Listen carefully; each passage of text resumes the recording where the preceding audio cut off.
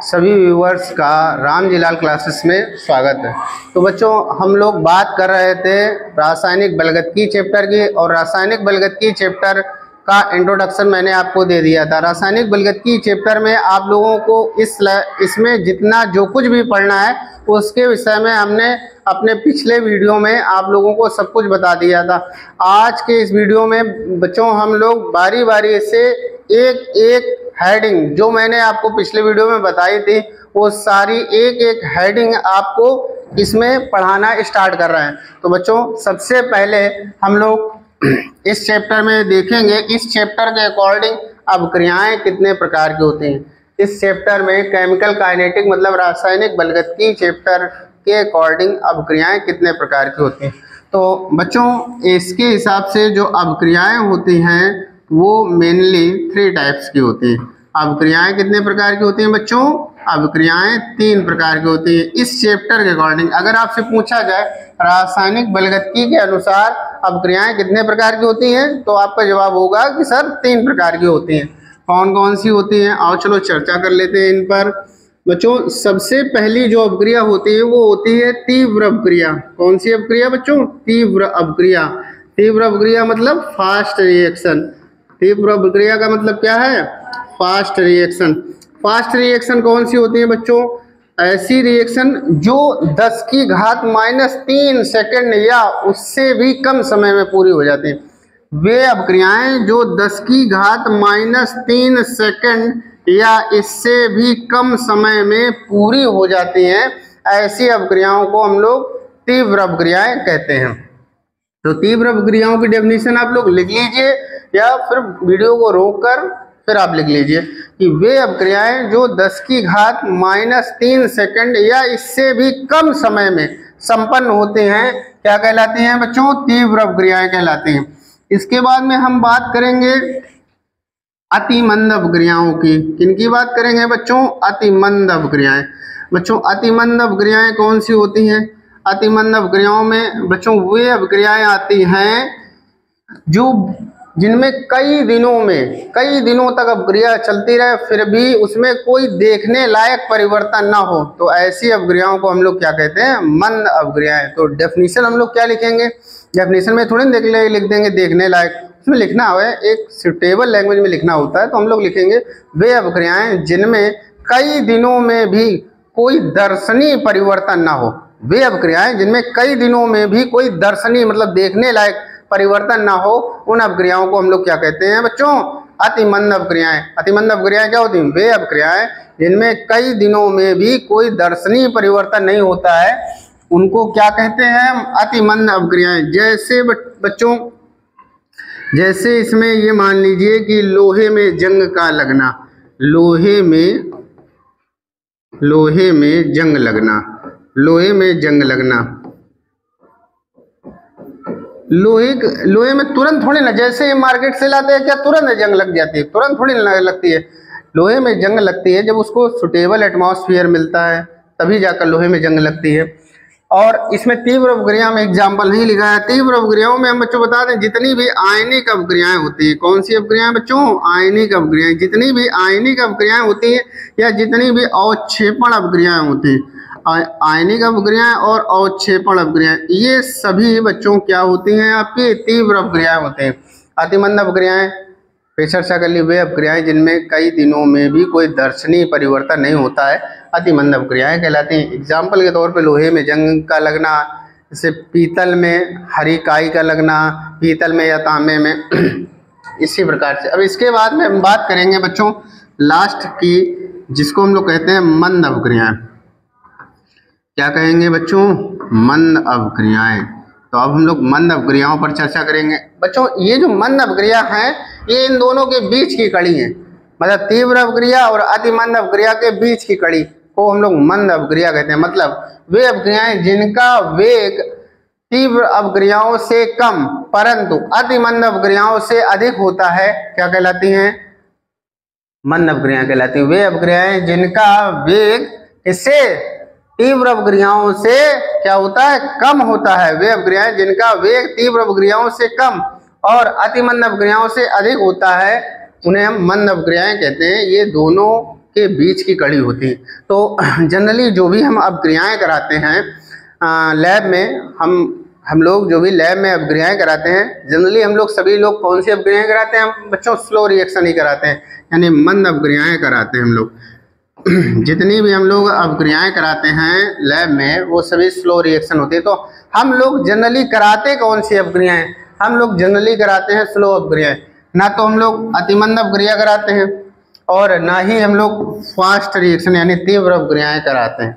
हम लोग कौन सी अपक्रिया कराते हैं? मंद अपक्रिया। तो बच्चों जो हम अपक्रिया कराते हैं उसी के वेग पर चर्चा करनी है, उसी का वेग कैसे कम किया जा सकता है या कैसे बढ़ाया जा सकता है, इसी पर चर्चा करनी है। तो इस पूरे होल चैप्टर में हम लोगों को किस पर चर्चा करनी है बच्चों? मंद अपक्रियाओं पर। क्योंकि मंद अपक्रिया है तो क्या करें, क्या इसमें ऐसा करें कि इसका वेग बढ़ जाए। मान लीजिए कोई अपक्रिया करा रहे हैं, उसका वो धीमी गति से हो रही, उसका हमें वेग बढ़ाना है, उसको फास्ट करना है, तो क्या उसमें कर दिया जाए। तो इस पूरे चैप्टर में हम लोगों को टोटल किस पर बात करनी है? मंद अपक्रियाओं पर। तो मेरे हिसाब से ये कॉन्सेप्ट क्लियर हो गया होगा अपक्रियाओं वाला। अगर आपसे पूछा है केमिकल काइनेटिक के अनुसार यानी रासायनिक बलगतिकी के अनुसार अपक्रियाएं कितने प्रकार की होती हैं, तो आप लोगों को समझ में आ गया होगा कि अपक्रियाएं कितने प्रकार की होती हैं बच्चों? 3 प्रकार की होती हैं। कौन कौन सी? एक तो हो गई तीव्र अपक्रिया। कौन सी हो गई? तीव्र अपक्रिया, जो 10⁻³ सेकंड में कंप्लीट होती है।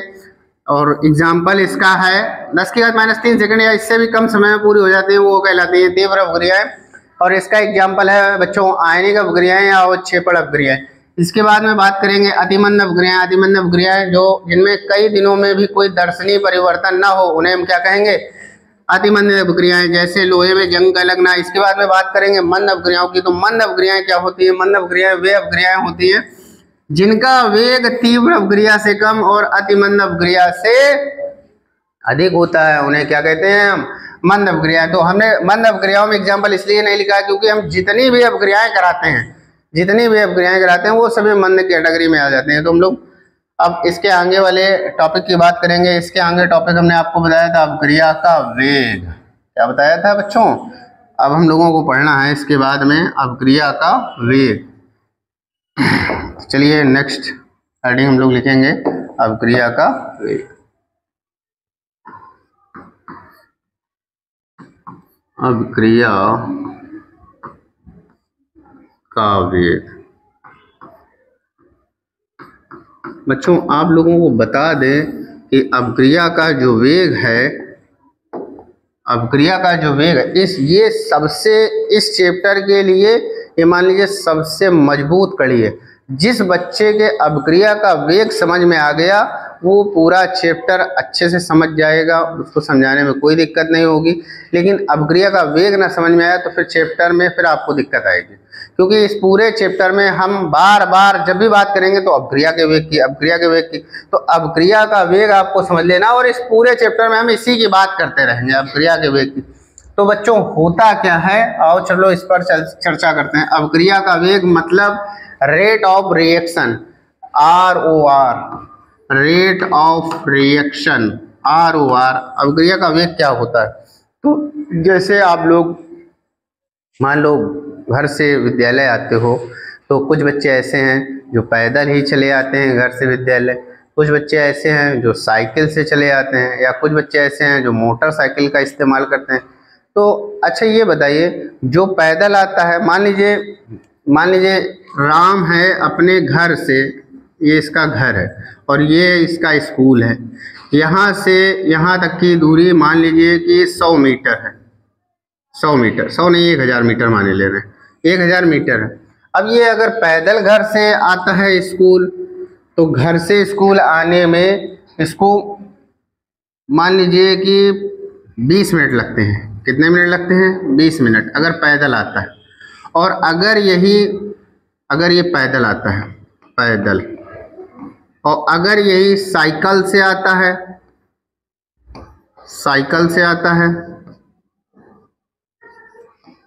तो ये आ जाता है 10 मिनट में।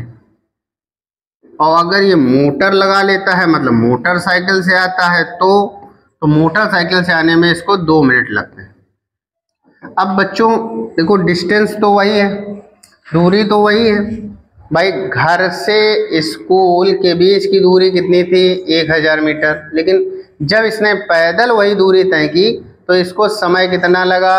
20 मिनट। जब साइकिल से तय की तब कितना लगा? 10 मिनट। फिर जब मोटरसाइकिल से तय की तब कितना लगा? 2 मिनट।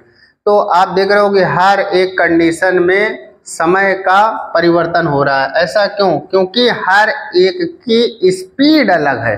पैदल चलने की चाल कुछ अलग है उसको, और उसके बाद में जब साइकिल जाता है तो चाल कुछ और हो जाती है, और जब मोटरसाइकिल से चलती है तब उसकी चाल और हो जाती है। चाल का मतलब वेग। तो जैसे अगर हमें मान लो इसका वेग निकालना हो, पैदल का मान लो वेग निकालना है, वेग का मतलब है स्पीड निकालनी है। चलो, स्पीड बराबर क्या होता है? डिस्टेंस अपॉन टाइम टेकन, जो भी लगा समय है। तो डिस्टेंस यहाँ से यहाँ तक की कितनी है बच्चों? 1000 मीटर।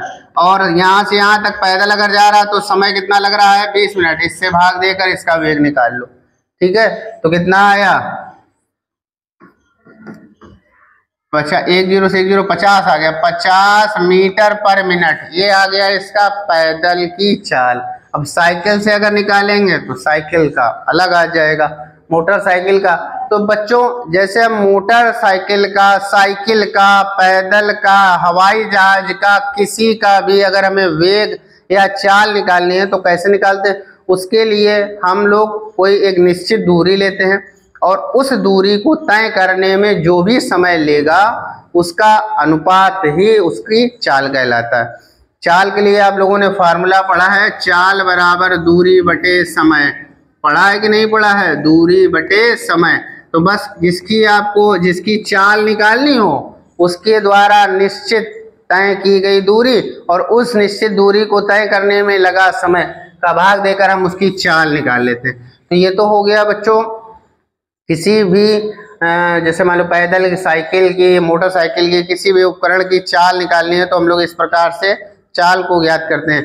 लेकिन यदि कोई अभिक्रिया हो रही है और अभिक्रिया की चाल या वेग निकालना है तो कैसे निकालेंगे? तो बेटा अभिक्रिया का वेग देखो कैसे निकाला जाता है, इसको जरा समझो। देखो जैसे मान लो कोई अभिक्रिया करा रहे हैं, जैसे मान लो A + B की अभिक्रिया करा रहे हैं और इनकी अभिक्रिया कराने के बाद में मान लीजिए AB बनता है। क्या बनता है बच्चों?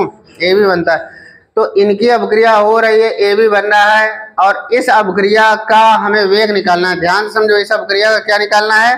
वेग निकालना है। हाँ तो बच्चों क्या है, जैसे मान लीजिए कोई जैसे साइकिल से जा रहा है तो साइकिल से द्वारा तय की गई दूरी और उसमें जो भी समय लगता है उसका भाग देकर आपने उसका वेग निकाल लिया। अब जैसे मान लो अभिक्रिया कोई करा रहे हैं, अभिक्रिया मान लो A और B की अभिक्रिया करानी है और AB, इन दोनों की जब अभिक्रिया कराएंगे तभी AB बनेगा।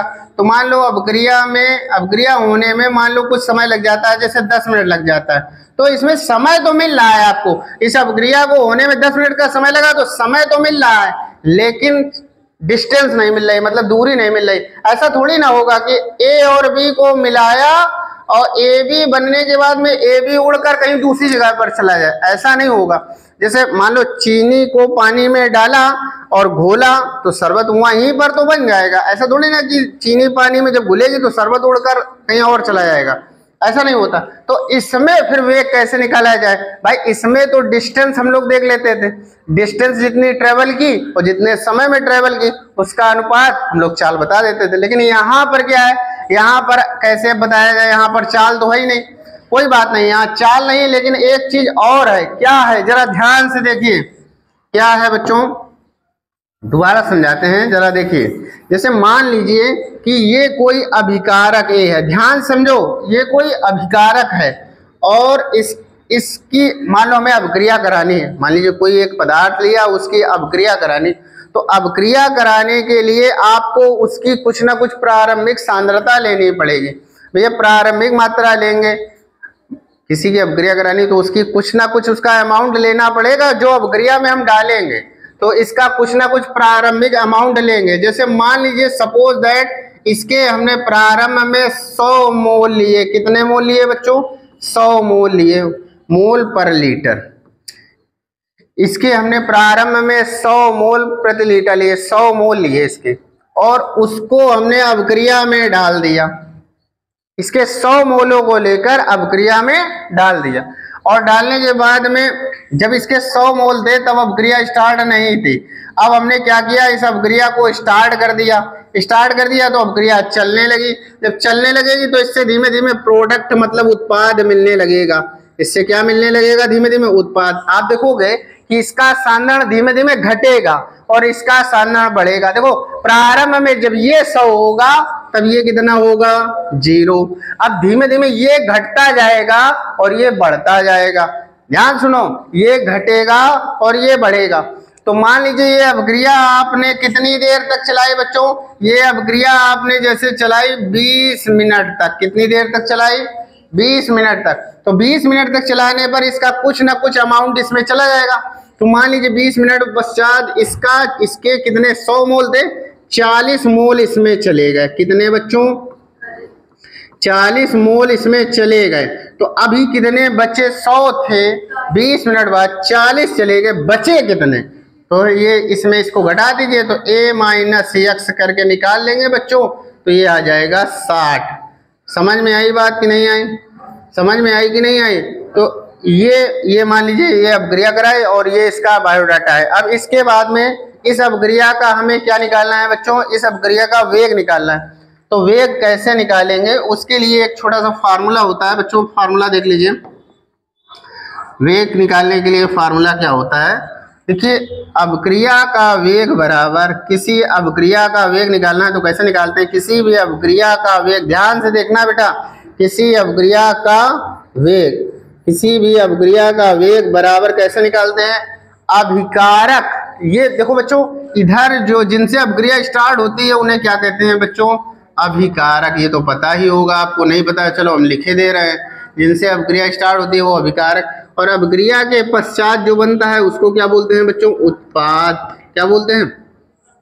तो अगर किसी भी अभिक्रिया का वेग निकालना है तो कैसे निकालेंगे, हम लोग निकालेंगे अभिकारक। ध्यान से देखना बच्चों, अभिकारक, अभिकारक या उत्पाद, उत्पाद, अभिकारक या उत्पाद की सांद्रता में परिवर्तन, की सांद्रता परिवर्तन, सांद्रता परिवर्तन। ध्यान से देखिए बच्चों, किसी भी अभिक्रिया का वेग अभिकारक, अभिकारक या उत्पाद, अभिकारक या उत्पाद की सांद्रता में परिवर्तन बटे लगा समय, लगा समय। ये बच्चों फार्मूला है किसी भी अभिक्रिया के वेग को निकालने का, किसी भी अभिक्रिया के वेग को निकालने का ये फार्मूला अप्लाई करोगे। किसी भी अभिक्रिया के वेग को निकालने के लिए आप इसको अप्लाई करोगे। तो ध्यान से देखना बच्चों, जैसे मान लीजिए जो हमारी अभिक्रिया थी उसमें अप्लाई करते हैं इसको। देखिए जैसे हमें वेग निकालना है, क्या निकालना है बच्चों, वेग निकालना है। तो वेग निकालने के लिए बच्चों क्या करें, देखो अभिकारक की सांद्रता में परिवर्तन, आपको क्या देखना है, अभिकारक की सांद्रता में परिवर्तन। तो देखो अभिकारक की सांद्रता में कितना परिवर्तन हुआ, ये वाला जो है ये अंतिम है। देखो ये अंतिम है, ये बच्चों कौन सा है, अंतिम। और ये वाला जो है ये प्रारंभ में, अभिक्रिया की शुरुआत में आपने ये के लिया था। और अभिक्रिया जहां बंद की वही तो अंतिम होगा। तो अभिक्रिया जब बंद की उस समय अभिकारक कितना है, और अभिक्रिया जब स्टार्ट की थी तब कितना है, इनके बीच का जो भी अंतर हो उसको लिखना है। तो हम लोग लिखते हैं अभिकारक, यहाँ पे लिखेंगे क्या, अभिकारक। मान लो अभिकारक से निकालना है तो अभिकारक पहले कौन सा लिखेंगे, अंतिम वाला। कौन सा बच्चों, अंतिम। इसके बाद में इसमें घटाएंगे, कौन सा घटाएंगे, अभिकारक की प्रारंभिक सांद्रता, अभिकारक की सांद्रता प्रारंभ में। जरा समझो, अभिकारक ये क्या लिखा है, अभिकारक बड़े कोष्ठक का मतलब की सांद्रता, अभिकारक की सांद्रता कब, अंतिम में। इधर अभिकारक की सांद्रता कभी, प्रारंभ में। और बटे परिवर्तन में लगा समय, तो लिखेंगे परिवर्तन, परिवर्तन में लगा समय, परिवर्तन में लगा समय। तो बच्चों अभिकारक की अंतिम सांद्रता कितनी है, आपने देख लिया है कितनी है बच्चों 60, और प्रारंभ में कितनी थी 100, और डिवाइडेड बाय लगा समय, इनके बीच में लगा समय कितना 20 लिख देंगे। तो बच्चों 60 में 100 में जाएंगे तो माइनस का 40 बटे 20, ये कैंसिल हो जाएगा। कितना आ गया, कितना आ गया माइनस का 2। और जरा सांद्रता की इकाई क्या हमने लिखी थी, मोल प्रति लीटर या मोल लीटर इनवर्स, तो हम लिखेंगे मोल लीटर इनवर्स। और बच्चों यहाँ समय था, समय की इकाई सेकंड होती है, तो ऊपर जाएगा तो सेकंड इनवर्स हो जाएगा। क्या हो जाएगा बच्चों, सेकंड इनवर्स। तो ये हो गया अभिकारक से निकाला गया वेग। हमने कहा अभिकारक से निकाल सकते हो या फिर आप उत्पाद से भी निकाल सकते हो, तो चलिए आओ उत्पाद से भी निकाल कर देख लेते हैं। तो देखिए क्या हो जाएगा, उत्पाद क्या लिखेंगे बच्चों, उत्पाद का की सांद्रता कब अंतिम माइनस उत्पाद की सांद्रता कब प्रारंभ में, और अपान क्या होगा बच्चों, परिवर्तन में लगा समय। क्या होगा, परिवर्तन में लगा समय, परिवर्तन में लगा समय। तो जरा ध्यान देना, यहां देखिए उत्पाद की, अब देखो यहां से थोड़ा इसको नीचे करते हैं, उत्पाद की अंतिम सांद्रता कितनी है, ये देख लीजिए आप लोग कितनी है, उत्पाद की अंतिम सांद्रता 40 है, और प्रारंभिक सांद्रता कितनी है 0 है। तो बस यही अप्लाई कर दो, उत्पाद की अंतिम सांद्रता रख देंगे बच्चों हम 40 और प्रारंभिक सांद्रता 0 बटे लगा समय कितना था 20। तो ये आपका 40 में 0 घटेगा तो बचेगा 40 बटे 20, कैंसिल कर दिया, कितना आ गया 2। इकाई क्या है, mole litre inverse second inverse, यही तो है बच्चों। देखिए अभिकारक से हमने वेग निकाला, किससे निकाला, अभिकारक से वेग हमने निकाला, तो कितना आया, अभिकारक से जब वेग निकाला तो आया कितना -2 mole litre inverse second inverse, और जब उत्पाद से निकाला तो कितना आया +2 mole litre inverse second inverse. तो बस इतना याद रखना, चाहे अभिकारक से वेग निकालो चाहे उत्पाद से वेग निकालो, परिमाण में दोनों बराबर होंगे, केवल चिन्ह में परिवर्तन होगा, और चिन्ह में परिवर्तन इस चीज का सूचक है कि इस अभिक्रिया का जो वेग है, अगर माइनस लगा है वेग के आगे, कभी भी आप सवाल आगे भी लगाओगे, न्यूमेरिकल लगवाएंगे आपको, तो जब भी वेग के आगे माइनस का साइन लगा देखोगे तो आपको वहीं से समझ जाना है कि ये जो वेग निकाला गया है ये अभिकारक से निकाला गया है, और अगर माइनस नहीं लगा है प्लस लिखा है तो इसका मतलब उत्पाद से निकाला गया। माइनस चिन्ह केवल इस चीज का सूचक है कि वेग अभिकारक से निकाला गया है, और प्लस चिन्ह इस चीज का सूचक होता है कि वेग उत्पाद से निकाला गया। हमेशा याद रखना कि अगर माइनस लगा है तो ये यही बताता है कि अभिक्रिया का वेग किससे निकाला गया है, अभिकारक से निकाला गया। इतनी बात समझ में आ गई। अब चलो अब हम लोग बात करेंगे बच्चों अभिक्रिया के वेग की परिभाषा। वेग कैसे निकाला जाता है, वेग क्या है ये तो समझा दिया, अभी इसकी परिभाषा भी हो जाए। तो चलिए परिभाषा को समझते हैं, ध्यान देना बच्चों, ध्यान से देखिए। जैसे मान लीजिए, देखो हम एक छोटे से डेरिवेशन से आपको इसके परिभाषा बताएंगे। जैसे मान लीजिए ये कोई अभिकारक है, इससे ये उत्पाद बनना है। क्या बनना है बच्चों, उत्पाद बनना, ठीक है। अब देखिए इसकी प्रारंभिक सांद्रता कुछ ना कुछ होगी कि नहीं होगी, प्रारंभिक सांद्रता कुछ ना कुछ होगी, और अंतिम सांद्रता भी कुछ ना कुछ होगी।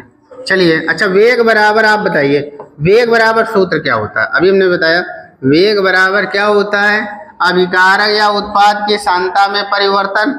तो मान लीजिए इसकी प्रारंभिक सांद्रता हम माने ले रहे हैं A1 और अंतिम सांद्रता A2, तो यहाँ पे क्या लिखोगे A2 - A1 बटे यहाँ पे समय t1 था, यहाँ पे समय t2 हो गया, तो t2 माइनस t1 ये करेंगे। ध्यान से देखिए बेटा, तो ये जो अंतर होता है, अंतर को लिखने का तरीका होता है डेल्टा कंसंट्रेशन ऑफ ए, ये भी कंसंट्रेशन कर दो बच्चा, डेल्टा कंसंट्रेशन ऑफ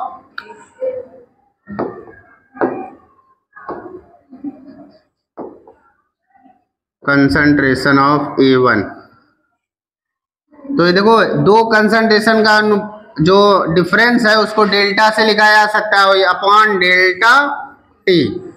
तो वेग बराबर आप क्या लिख सकते हो, वेग बराबर हो गया delta A upon delta T. देखो जब ये वेग अभिकारक से निकालते हैं तो आगे साइन काहे का आता है, माइनस का, और जब उत्पाद से निकालते हैं तो साइन काहे का आता है, प्लस का। तो इस वीडियो में इतना ही, शेष अगले वीडियो में। आप वीडियो देखने के लिए आप सभी का धन्यवाद। वीडियो अच्छा लगा हो तो वीडियो को लाइक कीजिए, चैनल को सब्सक्राइब कीजिए और दोस्तों के साथ शेयर कीजिए।